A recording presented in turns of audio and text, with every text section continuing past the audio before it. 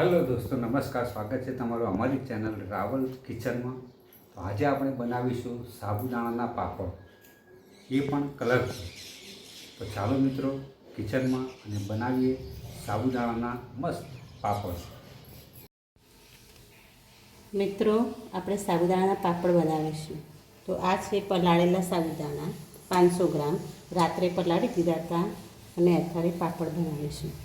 તો તેમાં નાખીશું સ્વાદ અનુસાર મીઠું થોડુંક જ નાખીશું, પછી ખારા થઈ જાય છે.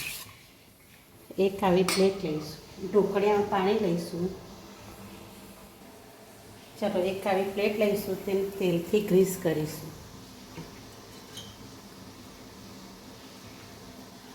ચલો, તેલથી ગ્રીસ થઈ ગઈ છે. હવે તેમાં આવી બંગડી પાથરી દઈશું.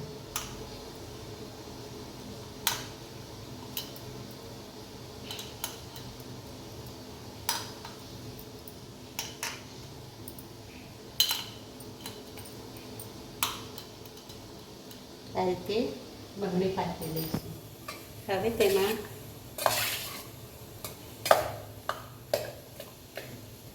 થોડાક સાબુદાણા નાખીશું.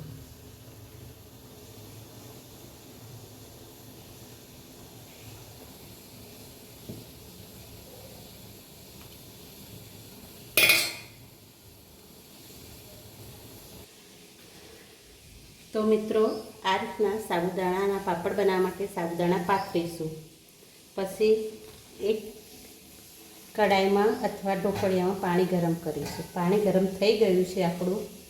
હવે આ ડીશને અંદર રાખી દઈશું. એ પહેલાં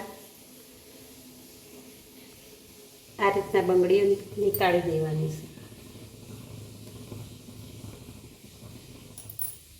તો મિત્રો, આ રીતે અંદરથી બંગડી આપણે નીકાળી દીધી છે. હવે આ પ્લેટને ઢોકળિયાની અંદર મૂકી દઈશું અને 10 મિનિટ માટે થવા દઈશું. તો મિત્રો, આપણે બીજી બી પ્લેટ તૈયાર કરી દીધી છે. હવે પેલી પ્લેટ બહાર નીકાળી દઈશું.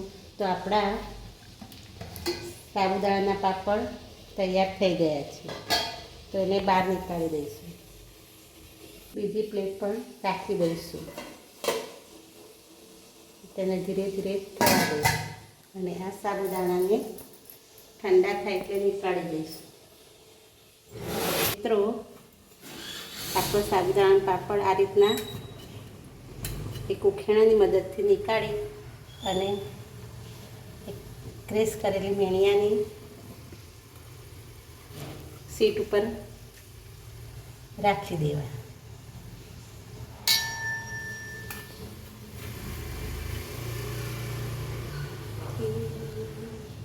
મસ્ત કલર.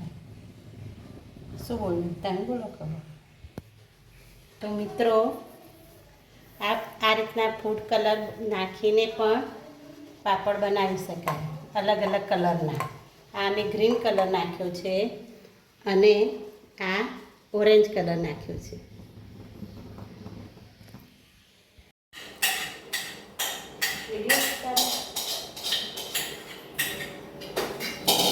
અવાજ આવો બધું.